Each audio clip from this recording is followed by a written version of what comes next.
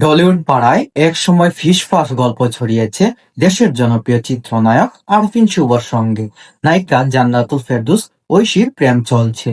তবে সেই গল্প হালে পানি পড়ে যায়, কারণ তাদের প্রেম তারা চেয়েছিল সেটা লুকিয়ে রাখার জন্য। কিন্তু দর্শক এবং ভালোবাসার কারণে অনেকেই সেটা আন্দাজ করে ফেলেছে। কিছুদিন ধরে সোশ্যাল মিডিয়ায় আরফিন শুভ এবং জান্নাতুল ফেরদৌসের ঐশীর প্রেম নিয়ে চলছে নানা গুঞ্জন। অনেকেই বলছে তারা অনেক আগে থেকেই রিলেশনে ছিলেন, আবার অনেকেই বলছে নতুন নতুন প্রেম করছেন। মঙ্গলবার 25শে নভেম্বর মঙ্গলবার দেখা যায় জান্নাতুল ফেরদৌস ঐশী আরফিন শুভকে জড়িয়ে ধরে কিছু সেলফি তুলেছে। আর সেই সেলফিগুলো তার ফেসবুক ভেরিফাই পেজে সেগুলো আপলোড করেছে। কিন্তু অনেকেই বলছে এটা নাকি সিনেমার কোনো একটা শুটিং। হয়তো সেটা যদি সিনেমা শুটিং হয় তাহলেও খারাপ নয়, কারণ আরফিন শুভর সাথে জান্নাতুল ফেরদৌস ঐশীকে অনেক দারুণ লাগছে।